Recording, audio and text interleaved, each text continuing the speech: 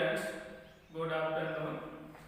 आज हम शुरू कर रहे हैं उसके आगे का भाग 12वीं के जीव विज्ञान का, जो अभी पिछले वीडियो में आपने पढ़ा था कि जनन के प्रकार और उनकी परिभाषाएं। अब जनन के प्रकार में आपने पढ़ा था कि जनन दो प्रकार के होते हैं, अलैंगिक जनन और लैंगिक जनन। अलैंगिक जनन का अर्थ है एसेक्सुअल रिप्रोडक्शन और लैंगिक जनन का अर्थ सेक्सुअल रिप्रोडक्शन। अलैंगिक जनन की परिभाषा हमने पिछले वीडियो में आपको बताई थी, एक बार पुनः याद दिलाना चाहते हैं। अलैंगिक जनन को हम इस प्रकार परिभाषित करते हैं, जब एकल जीव द्वारा संतति को जन्म दिया जाता है, यानी अलैंगिक जनन में सदैव एकल जीव ही नई संतति के निर्माण के लिए पर्याप्त होता है, जबकि लैंगिक जनन में दो युग्मकों नर और मादा की आवश्यकता होती है। दूसरी बात हमने ये भी आपको कल बताया था कि अलैंगिक जनन के फलस्वरूप बनने वाली संतानें बिल्कुल हूबहू अपने जनकों के समान होती हैं, उनमें एकदम से ना के बराबर कोई परिवर्तन देखने को मिलता है। अब हमने ये भी आपको बताया था कि अलैंगिक जनन अल्पविकसित जंतुओं एवं निम्न कोटि के पादपों में पाया जाता है। अब आगे के बारे में हम चर्चा शुरू कर रहे हैं, अलैंगिक जनन के प्रकार के बारे में। अलैंगिक जनन के मुख्यतः 5 प्रकार होते हैं, जिसके द्वारा अलैंगिक जनन या सेक्सुअल रिप्रोडक्शन को आइडेंटिफाई किया जाता है। वे 5 प्रकार हैं, यानी ये सेक्सुअल रिप्रोडक्शन को मूलतः 5 भागों में बांट दिया गया है। सबसे पहले वर्धी या कायज, जिसे अंग्रेजी भाषा में वेजिटेटिव रिप्रोडक्शन कहते हैं।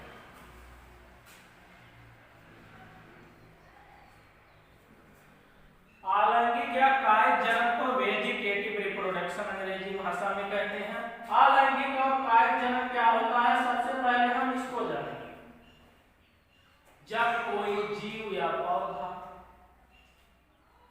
अपने शरीर के किसी भाग से नई संतति को जन्म देता है, तो उस क्रिया को वर्धी या कायज जनन के नाम से जाना जाता है।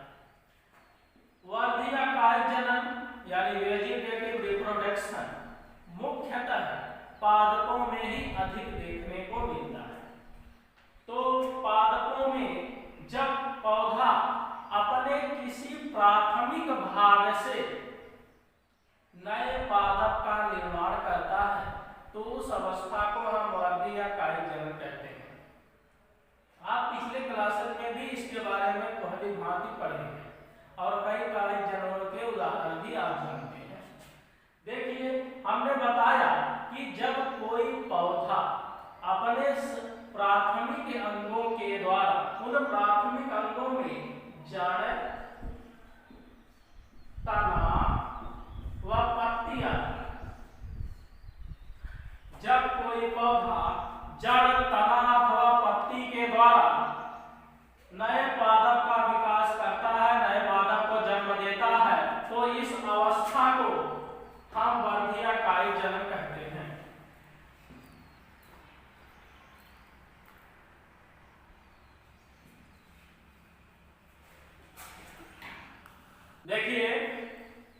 देखिए हमने कहा कि जब पौधे का जड़, तना अथवा पत्ती कोई भी भाग इनमें से नए पादप को जन्म देता है, तो उस अवस्था को हम वर्धी या कायज जनन कहते हैं।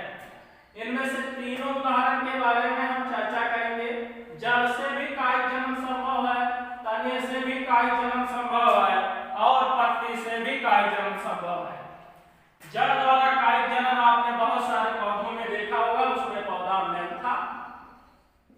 मेंथा के बारे में आप जानते हैं। हमारे यहाँ मेंथा की खेती इस समय होती है, गर्मी के महीने में मेंथा, जिसे गांव में पिपरमिंट बोलते हैं। दूसरा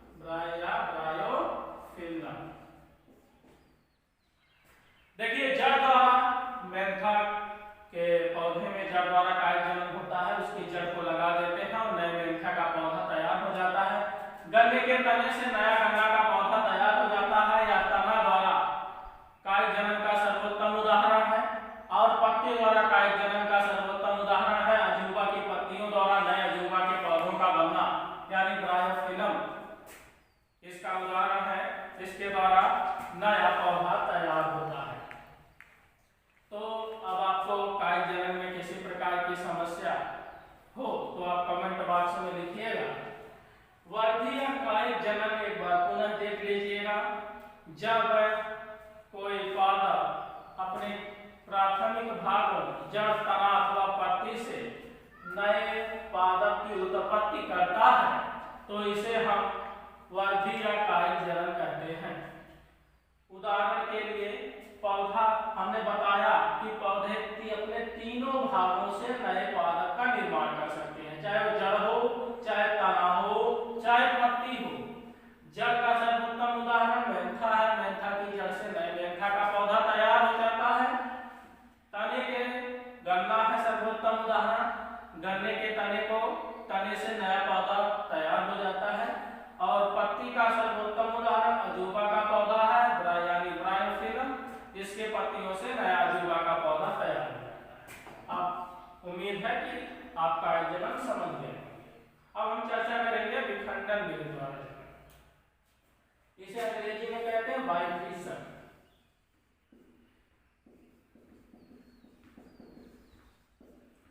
अब देखिए, विखंडन विधि द्वारा कायिक जनन मूलतः एक कोशिकीय जीवों में होता है। इस बात को ज्यादा ध्यान रखिए, कई बार पूछा भी जाता है। विखंडन विधि द्वारा कायिक जनन मुख्यतः एक कोशिकीय जीवों में पाया जाता है।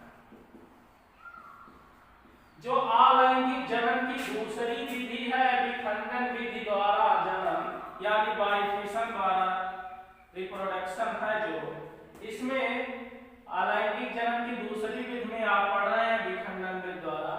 विखंडन विधि मुख्यतः एक कोशिकीय जीवों में अधिक पाया जाता है, यानी आप ऐसा कहेंगे कि विखंडन विधि द्वारा अलैंगिक जनन एक कोशिकीय जीवों में अधिक पाया जाता है। उन कोशिकीय जीवों के नाम है अमीबा, पैरामीशियम और जीवा। अब देखिए विखंडन विधि में जनन किस प्रकार से हो जाता है। देखिए अमीबा, पैरामीशियम, जीवाणु आदि ये सभी यूनिसेलुलर एनिमल्स हैं, यानी एक कोशिकीय जीव है, और इन्हीं में विखंडन विधि द्वारा अलैंगिक जनन पाया जाता है। इसमें ध्यान से आप देखिएगा आप कि किस प्रकार से यह विधि द्वारा अलैंगिक जनन होता है।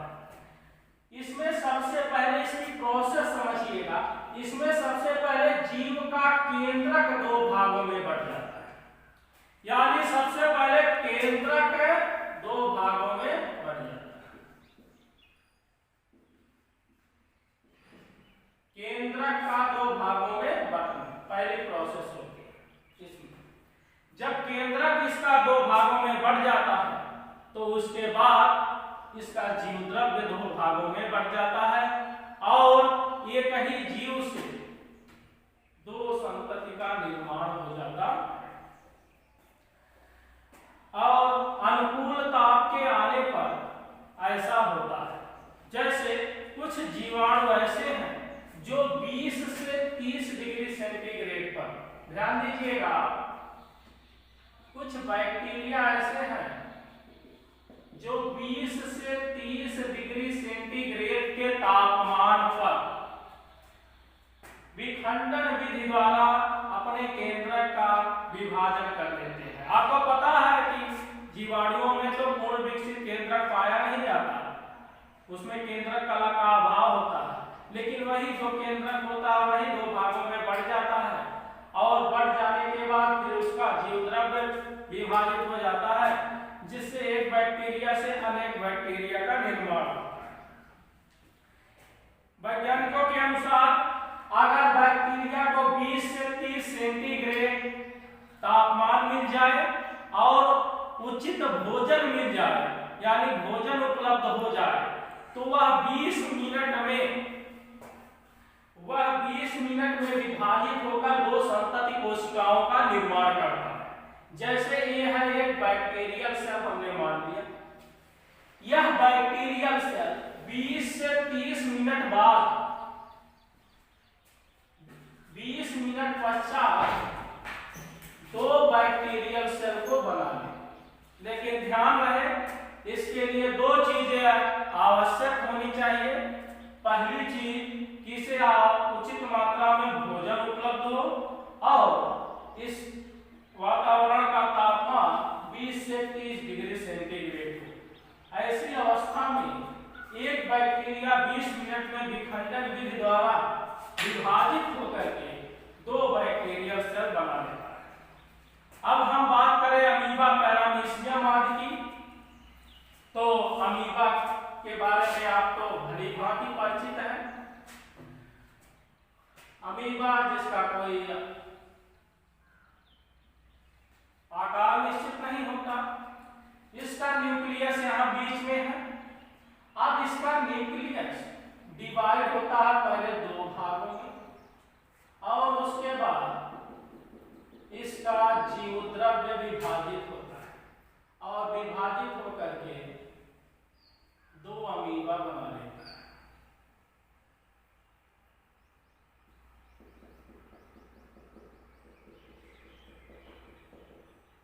यानी आपने सीखा विखंडन विधि में 2 प्रोसेस होती है। एक, सबसे पहले केंद्रक का 2 भागों में बांटना, यानी केंद्रक 2 भागों में बढ़ता है, तत्पश्चात जीवद्रव्य का 2 भागों में बढ़ना, यानी जीवद्रव्य फिर 2 भागों में बढ़ जाता है।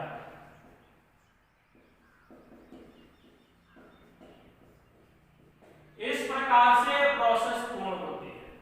यानी विखंडन विधि द्वारा जब अलैंगिक जनन होगा तो जनक का केंद्रक सबसे पहले 2 भागों में बटेगा, उसके बाद जीवद्रव्य उसका 2 भागों में बटेगा, जिसके पश्चात एक जनक से 2 संतति का निर्माण होगा। अब हम बात करें इसके दूसरे उदाहरण की, पैरामीशियम की। इसमें भी वही प्रोसेस होगी। पैरामीशियम को आप जानते हैं, चप्पल, हवाई चप्पल के आकार का एक कोशिकीय जीव है और ये दोनों अमीबा, पैरामीशियम, प्रोटिस्टा जगत के ही जीव। अब देखिए, हम तीसरी विधि के बारे में बात करेंगे, खंडन विधि का।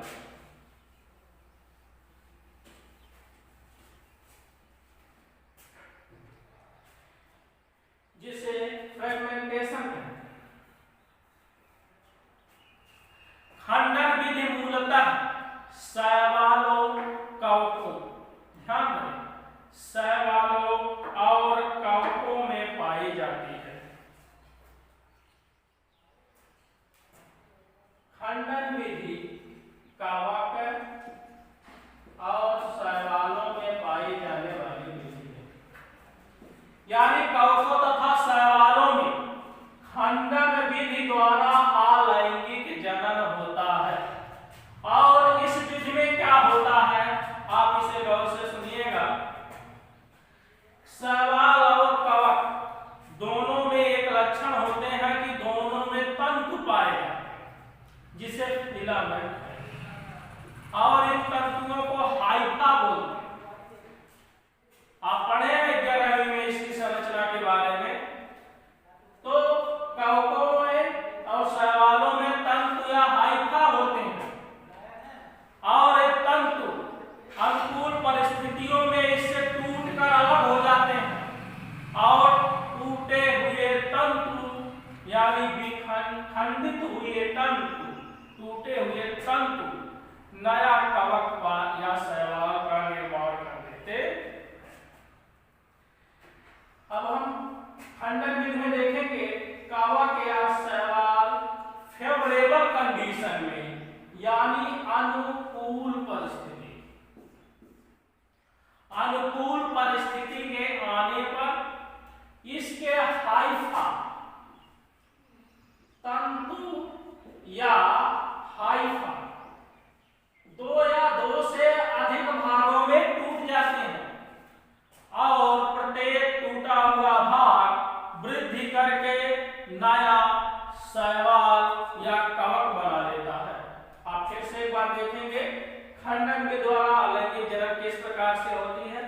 खंडन विधि द्वारा अलैंगिक जनन मुख्यतः कवकों और शैवालों में पाई जाती है।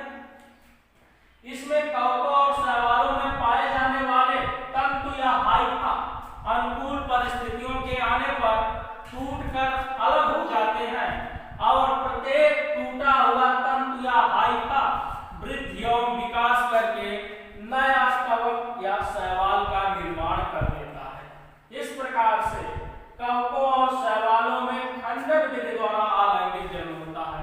यह परीक्षाओं में बहुधा पूछा जाता है कि कवक और शैवालों में अलैंगिक जनन की कौन सी विधि द्वारा जनन क्रिया होती है।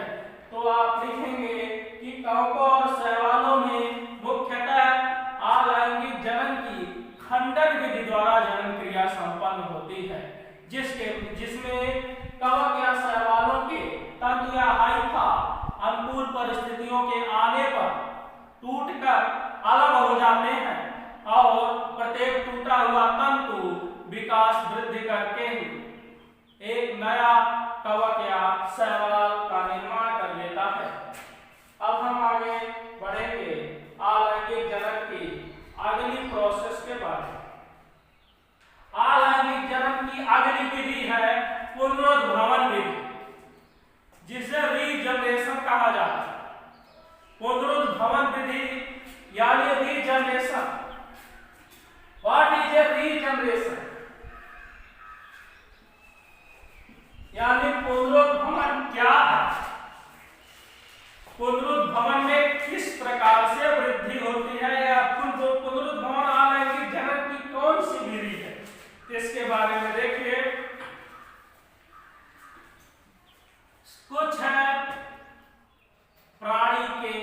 कुछ प्राणी ऐसे भी होते हैं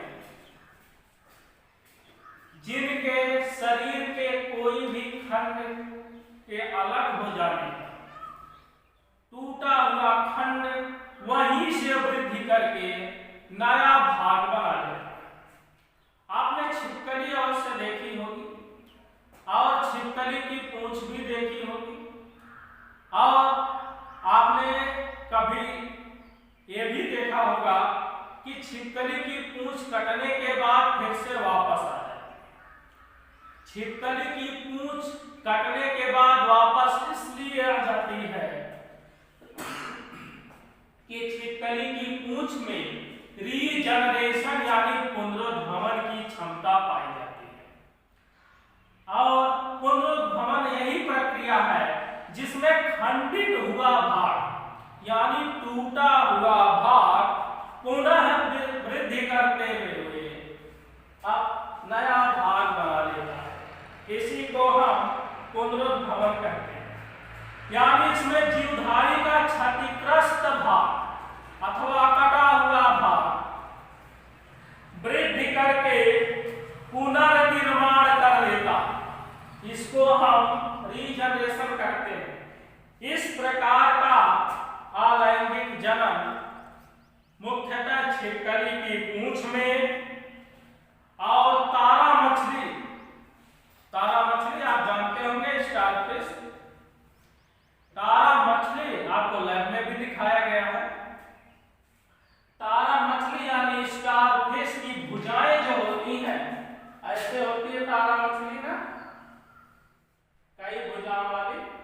तारा मछली की अगर भुजाएं कट गई तो क्षतिग्रस्त या कटी हुई भुजा दोबारा वृद्धि और विकास करके वापस आ जाती है। इसी अवस्था को हम पुनरुद्भवन कहते हैं। आपकी परीक्षा में पूछे जा सकते हैं इससे संबंधित प्रश्न। क्या क्या प्रश्न पूछे जा सकते हैं? जो अभी 4 विधियां आपने पढ़ी उसमें वर्धी या कायिक जनन किन पौधों में संभव है? वर्धी या कायिक जनन उन पौधों में संभव है जो अपने प्राथमिक भागों से नए पादप का निर्माण करते हैं। और प्राथमिक भाग का मतलब जड़ तना अथवा पत्ते। ये प्राथमिक भागों की श्रेणी में आने वाले अंग है पौधों के। पूछा जाता है कि पत्ती द्वारा वर्धी या कायिक जनन किस पौधे में हो सकता होता है? अजूबा यानी ब्रायोफिलम के पत्तियों में कायिक जनन होता है। इसके अलावा जड़ द्वारा कायिक जनन मेंथा में,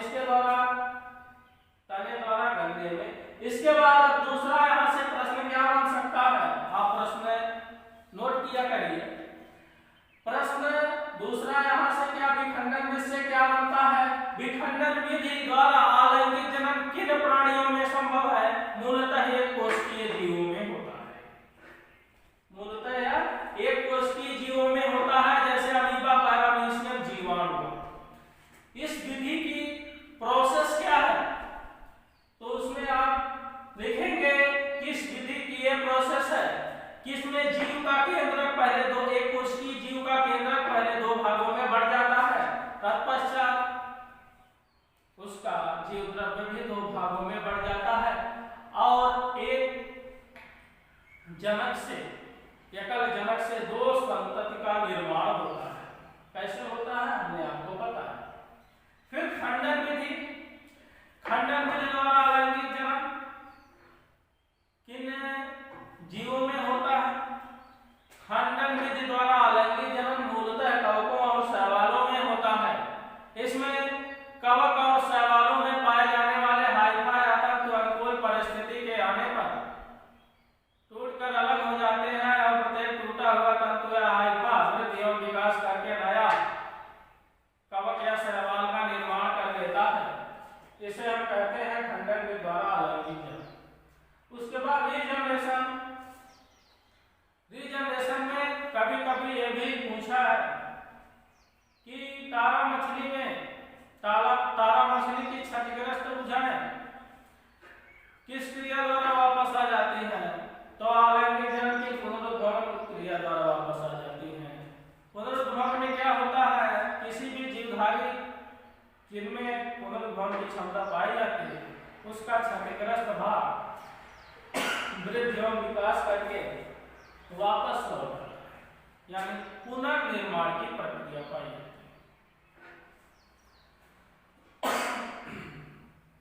अब देखिए हम आगे बात करें बीजाणु।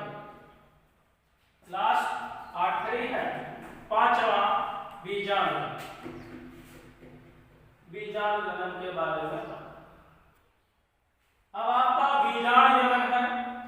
बीजाणु जनन में कुल 4 विधियां हैं इसके अंतर्गत और बीजाणु जनन जीवाणुओं, प्रोटोजोआ संघ के जीव, अमीबा, पैरामीशियम इनमें भी पाया जाता है। शैवाल, कवकों, ब्रायोफाइट्स, टेडोफाइट्स पादपों में भी बीजाणु जनन पाया जाता है। इसके बारे में हम कल के एपिसोड में चर्चा करेंगे।